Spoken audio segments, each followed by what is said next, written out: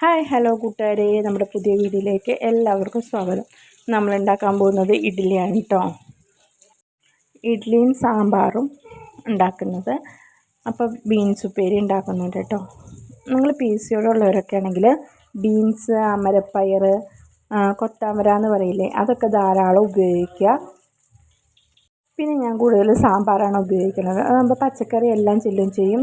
പിന്നെ കരിച്ചതും പൊരിച്ചതൊന്നും ഒരുപാടില്ലാത്തത് കൊണ്ട് നമുക്ക് ഹെൽത്തിനും കുറച്ചും കൂടി നല്ലതാണ്. ഞാൻ ആദ്യം നല്ല വെയിറ്റ് ഉണ്ടായിരുന്നു, 81 കിലോളം വെയിറ്റ് ഉണ്ടായിരുന്നു കേട്ടോ. കുറച്ചതാണ്. അപ്പം ഇപ്പം ഞാൻ അങ്ങനെ അങ്ങ് നോക്കുന്നില്ല കേട്ടോ ഡയറ്റ്, എങ്കിലും കുറച്ചൊക്കെ നോക്കുന്നുണ്ട്. ഇപ്പം നമ്മൾ പിന്നെ വലിയ കാര്യമായിട്ട് നോക്കാത്തതെന്ന് വെച്ചിട്ടുണ്ടെങ്കിൽ മോനും ആവുന്നതിന് മുന്നെയാണ് കേട്ടോ നല്ല നോക്കിക്കൊണ്ടിരുന്നത്. 81 കിലോളം ഉണ്ടായിരുന്നു. പിന്നെ ഞാൻ കുറച്ച് 70 ആക്കി. ഇപ്പോൾ 74, 73 അത്രയും തന്നെ ഉള്ളൂ കേട്ടോ. പക്ഷേ നല്ല വെയിറ്റ് കുറയുകയും ചെയ്തിരുന്നു, നല്ല ശരീരം നല്ല മെലിയുകയും ചെയ്തിരുന്നു കേട്ടോ. ആ ടൈമിൽ ഞാൻ നല്ല വെജിറ്റബിൾസ് മാത്രമാണ് കഴിച്ചിട്ടുള്ളത്. കരിച്ചതും പൊരിച്ചും ഫാസ്റ്റ് ഫുഡ് അങ്ങനത്തെ ഒരു ഐറ്റംസും കഴിച്ചിട്ടില്ല. ആ ടൈമിൽ ഏറ്റവും കൂടുതൽ നമ്മൾ യൂസ് ചെയ്യുക സാമ്പാറായിരുന്നു. അപ്പോൾ ഒരുപാട് വെജിറ്റബിൾസ് ചെല്ലുകയും ചെയ്യും. പിന്നെ ഫുഡിൻ്റെയൊക്കെ ക്വാണ്ടിറ്റി നമ്മൾ ഒരുപാട് കുറയ്ക്കുകയും ചെയ്തിരുന്നു. പ്ലാസ്റ്റിക് പാത്രത്തിലൊക്കെ നമ്മൾ ഒരുപാട് ഫുഡുകൾ വെക്കാതിരിക്കുക, സ്റ്റോർ ചെയ്യുന്നത്. അതായത് നമ്മൾ ഉണ്ടാക്കി വെച്ച ഫുഡ് പ്ലാസ്റ്റിക് പാത്രത്തിലേക്ക് ആക്കുക. പിന്നെ നമ്മൾ വെള്ളം കുടിക്കാൻ വെക്കുന്നതൊക്കെ പ്ലാസ്റ്റിക് പാത്രത്തിൽ നിന്നൊക്കെ ഞാൻ മാറ്റുകയൊക്കെ ചെയ്തിരുന്നു കേട്ടോ. എന്നിട്ടൊക്കെയാണ് നമ്മൾ ഡയറ്റ് നോക്കുമ്പം അതും കൂടിയൊക്കെ കുറച്ചും കൂടി നോക്കിയിട്ടാട്ടോ ഞാൻ PCOD മാറ്റിയത്. PCOD മാറിയാലും പിന്നെയും നമ്മൾ നോക്കിയിട്ടില്ലെങ്കിൽ പിന്നെയും PCOD ഉണ്ടാവും കേട്ടോ. അതുകൊണ്ട് തന്നെ ഓവറായിട്ട് ഞാൻ ഫാസ്റ്റ് ഫുഡൊന്നും കഴിക്കാതെ ചിക്കൻ അങ്ങനെയൊന്നും വാങ്ങാറില്ല. ഇടയ്ക്ക് വാങ്ങും കേട്ടോ, എപ്പോഴും വാങ്ങാറില്ല, എന്നല്ല ഇടയ്ക്ക് വാങ്ങും. കുട്ടികളൊക്കെ ഉള്ളതുകൊണ്ട് ഇടയ്ക്ക് വാങ്ങും കേട്ടോ. പിന്നെ ഒരുപാട് കരിച്ചതും പൊരിച്ചതും കഴിക്കാറ് ഇല്ല. പിന്നെ നമ്മൾ കൂടുതലും വെജിറ്റബിൾസ് തന്നെയാണ് ഉപയോഗിക്കുന്നത്. അപ്പോൾ നിങ്ങൾക്ക് എന്തെങ്കിലും ഡൗട്ടൊക്കെ ഉണ്ടെങ്കിൽ കമൻറ്റ് ബോക്സിൽ ഇടുകയാണെങ്കിൽ അറിയാവുന്ന കാര്യങ്ങളൊക്കെ ഞാൻ പറഞ്ഞുതരാം കേട്ടോ. ഞാനിതുപോലെ ഒരു വട്ടം ഒരു ഡോക്ടറെ കണ്ടപ്പോൾ ഡോക്ടറിനോട് പറഞ്ഞു PCOD ഉണ്ടായിരുന്നല്ലേ, ഞാനാണെങ്കിൽ മെഡിസിൻസ് പറയാമെന്നൊക്കെ പറഞ്ഞു. അപ്പോൾ ഡോക്ടർ പറഞ്ഞു നമുക്ക് ഒരു ട്രീറ്റ്മെൻറ്റ് തുടങ്ങിയാലോ എന്നൊക്കെ ചോദിച്ചു. ഞാൻ ഡോക്ടറോട് ഇങ്ങനെ പറഞ്ഞു ഞാൻ ഇങ്ങനെയൊക്കെയാണ് PCOD ഉള്ളത്. അപ്പോൾ ആ ഡോക്ടർ എന്നോട് പറഞ്ഞത് നിങ്ങളിങ്ങോട്ട് വരിക തന്നെ വേണ്ട, അത് തന്നെയാണ് നമ്മളിവിടുന്ന് സജസ്റ്റ് ചെയ്യുന്നതെന്നാണ്. അപ്പം ഞാൻ എൻ്റെ ആ ഒരു രീതി ഇപ്പോഴും ഏകദേശം കുറച്ചൊക്കെ തുടർന്ന് പോകുന്നുണ്ട്.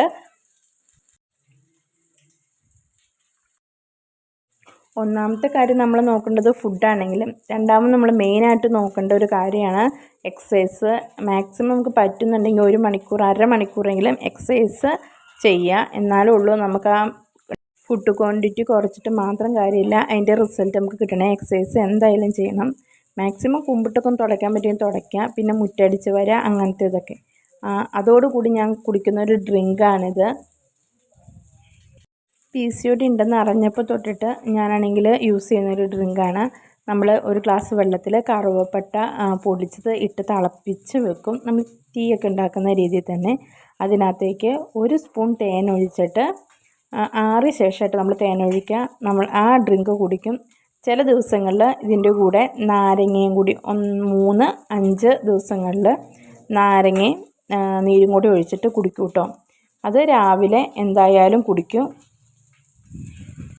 എന്തായാലും അത് കുടിക്കുന്നത് നമ്മളാണെങ്കിൽ PCODയുടെ ഇത് കുറേ ഏറ്റവും നല്ലൊരു ഇൻഗ്രീഡിയൻ്റാണ് കറുവപ്പട്ട എന്ന് പറയുന്നത്. അതുകൊണ്ട് അത് കഴിക്കും.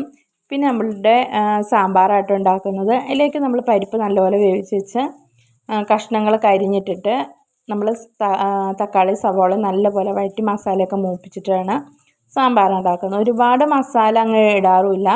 എന്നാൽ നമുക്ക് അത്യാവശ്യം വേണ്ട ഒരുപാട് എല്ലാ പച്ചക്കറിയും, ക്യാരറ്റ്, മുരിങ്ങക്കായ അങ്ങനത്തെ ഒന്നും ഇല്ലെങ്കിലും ഉള്ളത് വെച്ചിട്ട് ഞാനാണെങ്കിൽ ഒരു സാമ്പാർ ഉണ്ടാക്കും.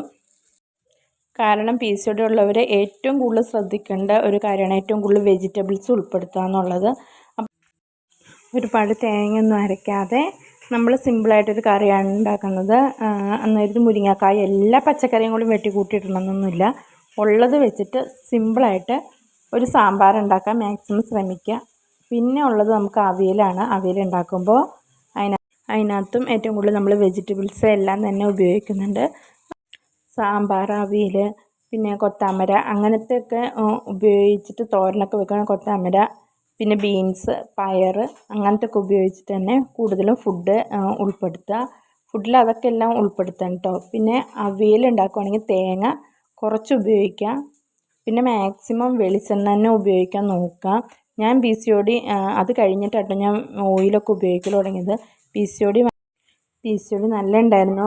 പ്രഗ്നൻസിക്കൊക്കെ വേണ്ടിയിട്ട് ഞാൻ കൂടുതലും നല്ല 3 മാസത്തോളം ഞാൻ വെറും കോക്കനട്ട് ഓയിൽ മാത്രമാണ് ഉപയോഗിച്ചത്. അതിൻ്റെ റിസൾട്ടായിട്ട് എനിക്ക് പെട്ടെന്ന് 3 മാസം കൊണ്ട് കിട്ടിയത്. പിന്നെ ഇതുപോലെ ജ്യൂസുകൾ ഉപയോഗിച്ചിരുന്നു. അതായത് ലെമൺ ജ്യൂസ് അങ്ങനത്തെ ഉപയോഗിച്ചിരുന്നു. പിന്നെ നമ്മൾ ആപ്പിൾ സിഡർ വിനേഗർ കഴിച്ചിരുന്നു. അതൊക്കെ കഴിച്ചിട്ടാണ് ഞാൻ പിന്നെയാണെങ്കിൽ പ്രഗ്നൻ്റ് ആയത്. ഒരു 3 മാസത്തോളം നല്ല ഡയറ്റ് എടുത്തിരുന്നു കേട്ടോ. അപ്പോൾ PCOD ഇതിനെക്കുറിച്ചൊക്കെ അത്രയും തന്നെ പറയാനുള്ളൂ. എന്തെങ്കിലും ഡൗട്ട് ഉണ്ടെങ്കിൽ നിങ്ങൾ ചോദിക്കുകയാണെങ്കിൽ കമൻറ്റ് ബോക്സിൽ ചോദിക്കുക. അപ്പോൾ ഞാൻ അതനുസരിച്ചിട്ട് ഒന്നെങ്കിൽ ആൻസർ തരാൻ പറ്റുവാണെങ്കിൽ നമ്മൾ എൻ്റെ ഒരു വീഡിയോ ചെയ്യാം കേട്ടോ. അപ്പം അതിനെക്കുറിച്ച് അത്രേ ഉള്ളൂ പറയാം. പിന്നെ നമ്മൾ രാവിലത്തെ പണി ഇങ്ങനെ ഓടിച്ചിട്ട് ചെയ്യാൻ കേട്ടോ. ചോറ് നമ്മൾ അടുപ്പത്തിട്ടിട്ടുണ്ട്. പിന്നെ നമ്മൾ ഉണ്ടാക്കുന്നത് സാമ്പാറാണ്. സാമ്പാറിലേക്ക് എല്ലാ സാധനങ്ങളും വഴറ്റി മസാല എല്ലാം കൂടി ഇട്ടിട്ട് 2 വിസിൽ അടുപ്പിച്ചിട്ട് കേട്ടോ ഞാൻ വേഗം സാമ്പാർ ഉണ്ടാക്കിയെടുക്കുക. പിന്നെ നമ്മൾ ഡയറ്റ് ചെയ്യുമ്പോൾ എക്സസൈസ് ഒന്നും ചെയ്യാൻ പറ്റുന്നില്ലാത്തവരാണെങ്കിൽ ഒന്നെങ്കിൽ ഞാൻ പറഞ്ഞല്ലോ കുമ്പിട്ട് തുടയ്ക്കുക, അല്ലെങ്കിൽ നിങ്ങൾ എന്ത് ചെയ്യുക, മാക്സിമം മുറ്റടിക്കുന്നത്, പിന്നെ ആണെങ്കിൽ വീടിൻ്റെ ഉള്ളിൽ കൂടി നടക്കുക. നിങ്ങൾ ഫോൺ വിളിക്കുകയൊക്കെ ആണെങ്കിൽ ഇരുന്നുകൊണ്ട് ഫോൺ വിളിക്കാതെ നടന്ന് ഫോൺ വിളിക്കുക. ഫോൺ വിളിക്കുമ്പോൾ നമ്മൾ കുറേ നേരം വർത്തമാനം പറയുമല്ലോ വീട്ടിലേക്കൊക്കെ വിളിക്കുകയാണെങ്കിലൊക്കെ. അപ്പോൾ നമ്മൾ എന്ത് ചെയ്യുക, കുറേ നടക്കുന്നതുകൊണ്ട് തന്നെ ഫോൺ വിളിക്കുക. അപ്പോൾ അത്രയും നമുക്കാണെങ്കിൽ എക്സസൈസിൻ്റെ ഒരു ഭാഗമായിട്ട് നമുക്ക് വാക്കിങ് കിട്ടുകയും ചെയ്യും. രാവിലെ എന്തായാലും നമ്മുടെ വീട്ടിലെ അടുക്കളപ്പണി തിരക്കായിരിക്കും. എല്ലാവർക്കും അങ്ങനെ തന്നെ ആയിരിക്കും അല്ലേ. നമ്മൾ ഏറ്റവും കൂടുതൽ ശ്രദ്ധിക്കേണ്ടത് രാവിലത്തെ ഫുഡ്. അത് രാവിലെ ഒരു 7 മണി 7:30ക്കുള്ളിൽ രാവിലത്തെ ഫുഡ് എന്തായാലും കഴിക്കാൻ നോക്കുക.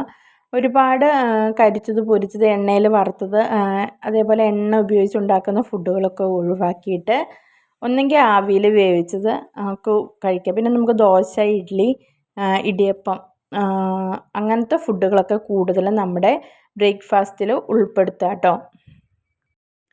ഞാൻ പിന്നെ സാമ്പാർ ഉണ്ടാക്കുകയാണെങ്കിൽ ഇഡ്ഡലി ആയതുകൊണ്ടാണ് ഇന്ന് സാമ്പാറും കൂടി ഇടിച്ചത്. പിന്നെ സാമ്പാർ ഉണ്ടാക്കുകയാണെങ്കിൽ തന്നെ രാവിലത്തേക്ക് കടി ഇഡ്ഡലിയും ദോശയൊക്കെ ആണെങ്കിൽ അതിലേക്കും കൂടിയുള്ള സാമ്പാർ രാവിലത്തേക്കും ഉച്ചയ്ക്കും കൂടി ഒരുമിച്ച് വെക്കുകയുള്ളൂ കേട്ടോ. 2 നേരത്തേക്കും കൂടി വെക്കും.